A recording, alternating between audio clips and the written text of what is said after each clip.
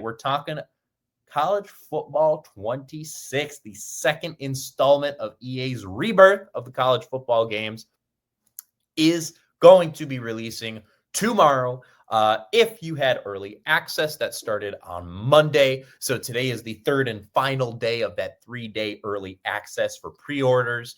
You could get it bundled with Madden. I don't think Madden comes out till next month. But yeah, it's coming out tomorrow. Pretty crazy. Illinois' ratings pretty good, as you would imagine after the season they had last year. Their overall rating is an 82. This is all from CFBratings.com. There shouldn't be any discrepancy, but just in case, that's where I pulled this from. So they're 25th overall in the entire country. Crazy. Top 25 right out of the gate in terms of overall rating. Really exciting stuff. They are 6th in the Big Ten, though. I don't know how I feel about that.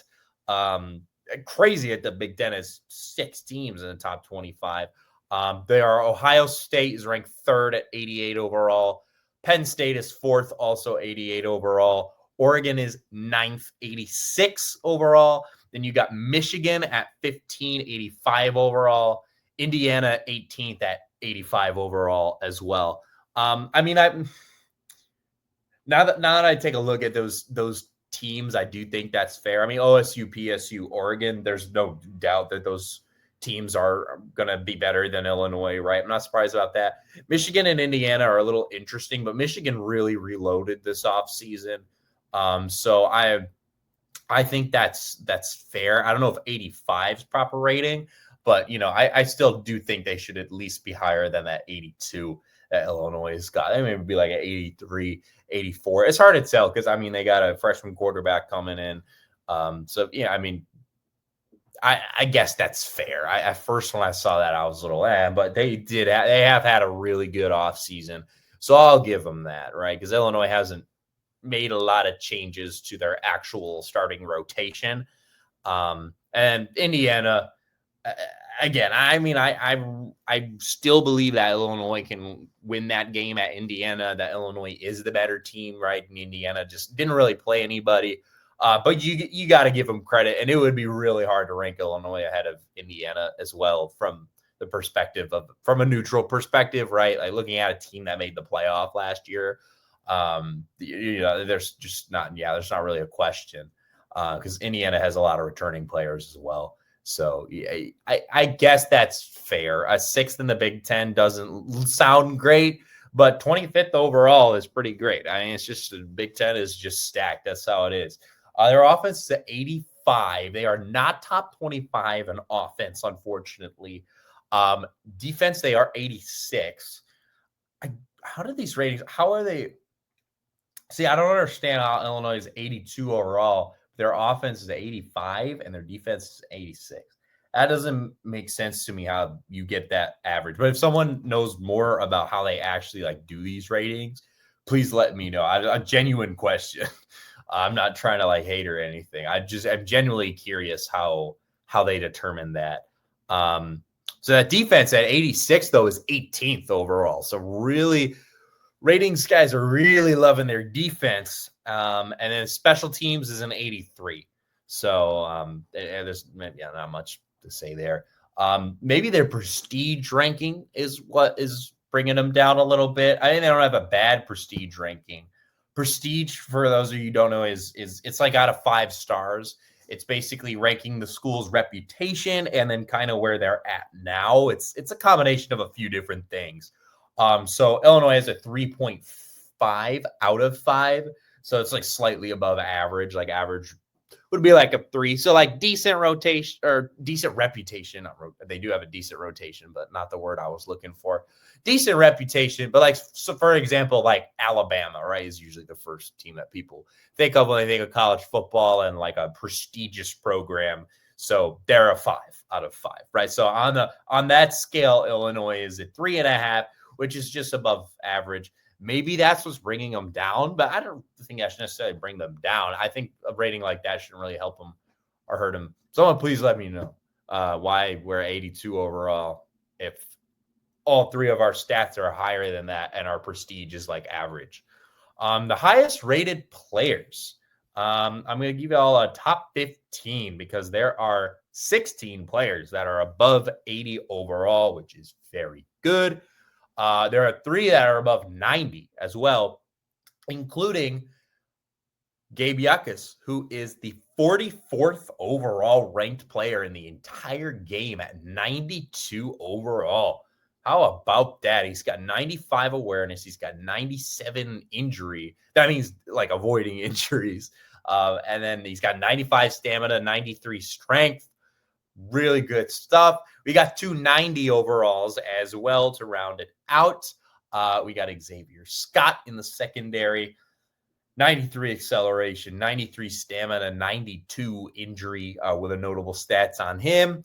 And then left tackle J.C. Davis has also cracked the 90s at a 90 overall, 97 awareness, 93 strength, 91 stamina, 93 injury.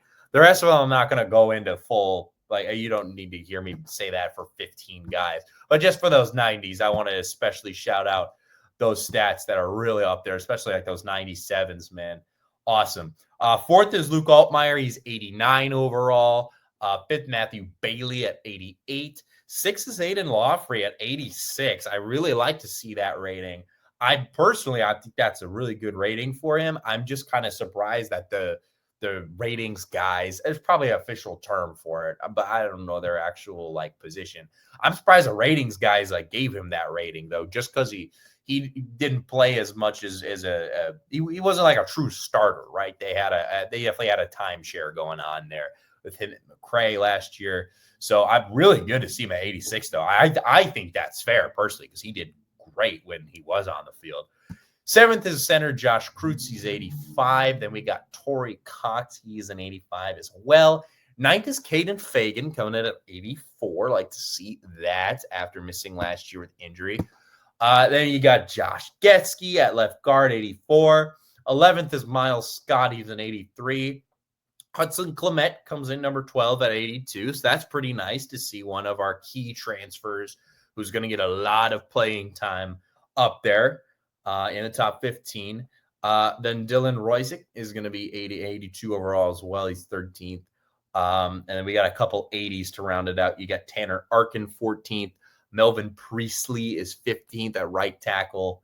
And then Tomiya Duroyaije is the other 80. So that's 16 players, again, cracking 80 or above. Really like to see that. And then, 3 at 90. I mean, Illinois' ratings are just through the roof compared to what they were last year. Even their offense, which, again, I have as an 85. I feel like that's got to be incorrect if they're 82 overall.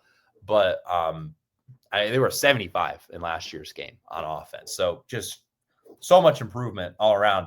Seeing the offense jump like that after losing Zachary Franklin and Pat Bryant, crazy. I mean, it just shows how deep this roster is. But, I mean, especially when you're looking at the top 15 players and their rankings, it's mostly the offensive line and the secondary that are definitely have the most depth and star power there. I mean, there's guys sprinkled in from other positions too. I mean, running backs. I mean, we have 2 running backs are in the top 10 on this roster. That's very good to see as well. You like to see Altmaier get an 89. I mean, damn, that's good.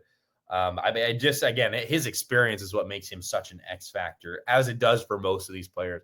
Love to see Gabe Yakus at a 92. Definitely flirting with a first round pick there.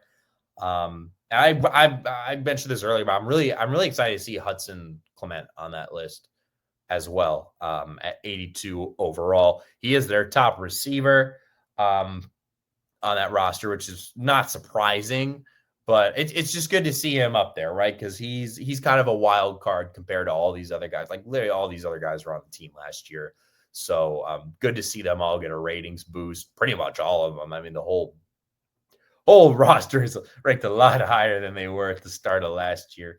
Love to see it. Anyway, it's time to talk about Purdue for these back 15 minutes here.